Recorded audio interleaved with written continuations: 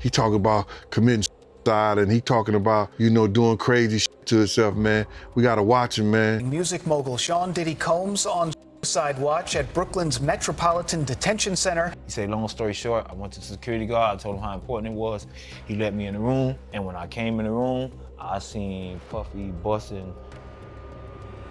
He was getting it in. Sean Diddy Combs, one of the most influential figures in the music industry, finds himself at the center of a growing storm of legal battles, allegations, and investigations that paint a deeply troubling picture of his past behavior. In recent months, the hip-hop mogul has been inundated with serious accusations that span decades, ranging from sexual assault and domestic violence to trafficking and even orchestrating violent crimes. As more lawsuits are filed and new details emerge, federal law enforcement agencies have taken significant action, including raiding multiple properties connected to Combs, signaling that the investigations into his alleged criminal activities have reached a critical juncture. As these developments unfold, it raises questions about why certain charges such as false imprisonment, kidnapping, and aggravated battery have not yet been formally brought against Combs. Each of these crimes is classified as a second-degree felony and carries a 15-year prison sentence, along with extended statutes of limitations. This could mean that these charges are still very much on the table as the investigations continue, especially considering the severity of the accusations levied against him. The legal avalanche began when Cassandra Cassie Ventura, Diddy's former longtime girlfriend, filed a groundbreaking lawsuit that immediately captured national attention.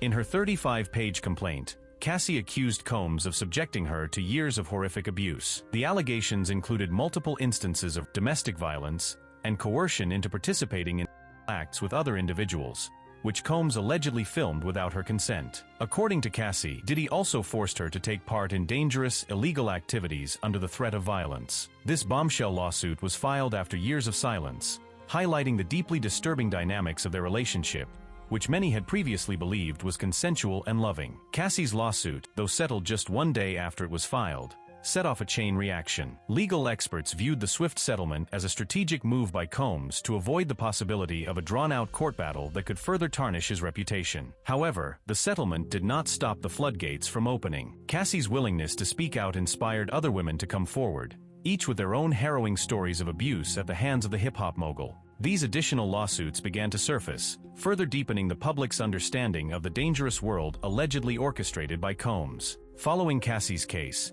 3 more women stepped forward, filing lawsuits against Diddy. Each lawsuit painted a grim portrait of the artist's treatment of women, alleging that he used his wealth, power, and influence to coerce and control them. Among the accusers were Liza Gardner, Joy Dickerson-Neal, and an anonymous Jane Doe, who each accused Combs of. One particularly alarming detail emerged in these lawsuits. One of the tapes had allegedly been recorded, adding a potential piece of crucial evidence to the mounting pile against Combs. But it wasn't just women who were victims. An entirely separate bombshell was dropped when producer Rodney Jones, known as Lil Rod, came forward with a detailed 74-page lawsuit that claimed Combs was behind a series of violent incidents, some dating back to the 1990s. Jones's lawsuit was not merely a retelling of sexual abuse but an account of how Combs had forced others to commit illegal acts, including drug use, the handling of illegal firearms, and even covering up a shooting that would become one of the biggest scandals of the late 1990s. The infamous Club New York shooting in 1999, which involved Jennifer Lopez and rapper Shine, was once again thrust into the spotlight. At the time, 3 people were injured in the shooting, and Shine, a rising rap star under Combs' Bad Boy Records label, was convicted of attempted murder and sentenced to 10 years in prison. Diddy, on the other hand, was acquitted of all charges, largely maintaining his public image. However, Jones's lawsuit alleges that Combs was far more involved in the incident than previously thought. The claim states that Combs orchestrated the shooting and used his influence to ensure that Shine, his protege, took the fall for him. This lawsuit casts a new and disturbing light on Combs' actions during this period, suggesting that his ability to manipulate others extended far beyond the music business and into deeply criminal activity. These accusations only added fuel to the growing fire surrounding Diddy, raising questions about how he had avoided serious legal consequences for so long. Perhaps one of the most shocking claims to surface in the wake of Cassie's lawsuit was the allegation that Diddy had orchestrated the explosion of rapper Kid Cudi's car in retaliation for his brief romantic involvement with Cassie. According to Cassie, Diddy became enraged after learning that she had a brief relationship with Kid Cudi in 2011. She claims that in 2012, Diddy threatened to blow up Kid Cudi's car, and not long after, the car was indeed found destroyed in an explosion in Cudi's driveway. If proven true, this allegation suggests that Combs was willing to go to extreme lengths, including using violence and intimidation, to maintain control over the people in his life. Such claims paint a portrait of a man who used his vast wealth and connections not only to wield influence in the music industry, but also to commit acts of violence with impunity. As these allegations come to light, legal experts are quick to point out the challenges in prosecuting assault cases, particularly those involving powerful individuals like Combs. Assault cases often rely heavily on testimony, as physical evidence can be scarce, especially when the relationships themselves are not disputed. In this case, the key legal question centers on whether the sexual acts were consensual or coerced. This distinction is critical, as Combs' defense will likely argue that the relationships in question were consensual, while the plaintiffs will argue that they were forced into these acts under threat of violence or manipulation.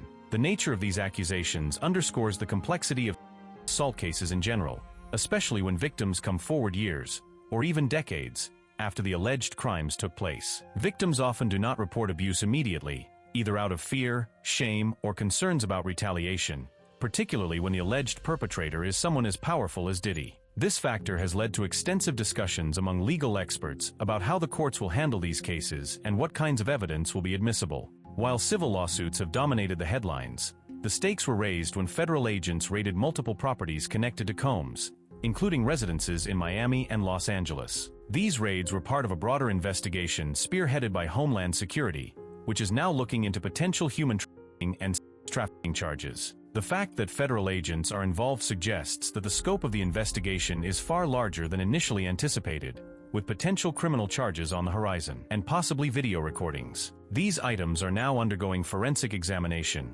and experts predict that it could take months to sift through all the evidence. This delay is typical in large-scale federal investigations, where every piece of evidence must be carefully analyzed and cataloged before formal charges can be filed. As part of this investigation, federal authorities have already interviewed several individuals connected to the case, including 3 women and 1 man in New York. These interviews are expected to continue in the coming months as investigators attempt to build a comprehensive case against Combs. While much of the media attention has focused on the sexual assault allegations, legal experts have pointed out that there are other crimes Combs could be charged with, including kidnapping, false imprisonment, and aggravated battery. Each of these crimes carries significant penalties and could lead to lengthy prison sentences if Combs is convicted. False imprisonment and kidnapping, for example, are second-degree felonies in many jurisdictions and carry penalties of up to 15 years in prison. The question remains, why haven't these charges been filed yet? One possibility is that investigators are taking their time to build an airtight case. Given the high-profile nature of the investigation and the extensive media coverage, prosecutors are likely working to ensure that all the evidence is thoroughly examined before formal charges are brought. Additionally, the extended statute of limitations for these crimes means that prosecutors have more time to file charges, particularly in cases involving violent crimes or serious felonies. As the legal battles intensify, the public and legal experts alike are left to wonder what will happen next. Diddy's legal team has maintained his innocence, stating that their client has been cooperative with law enforcement and intends to fight the charges vigorously. In a public statement, his lawyers emphasize that Diddy is a self-made entrepreneur and philanthropist who has spent decades building an empire and supporting the black community. However, the mounting evidence and allegations suggest that the legal system may finally catch up with Combs after years of avoiding serious legal consequences. His arrest by federal authorities marks a significant escalation in the case, and the fact that he has been indicted by a grand jury in New York signals that prosecutors believe they have enough evidence to proceed with criminal charges. The next steps will likely involve Combs being arraigned in federal court, where he will face the formal charges against him.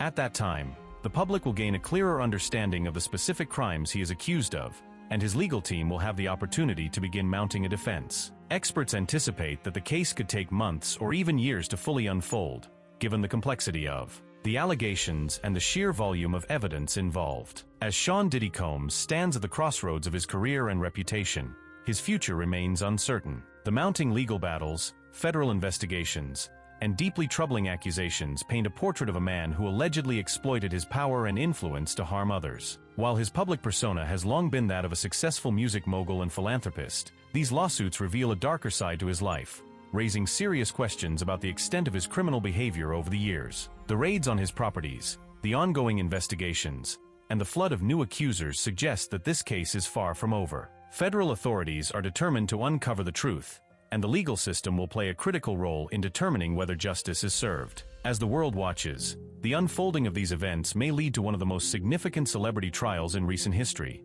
one that could not only reshape the legacy of a music icon, but also serve as a powerful reckoning for the alleged victims who have long suffered in silence. Whether Combs will face prison time or be acquitted remains to be seen, but what is clear is that this is a turning point in his life, one that could redefine his legacy for years to come.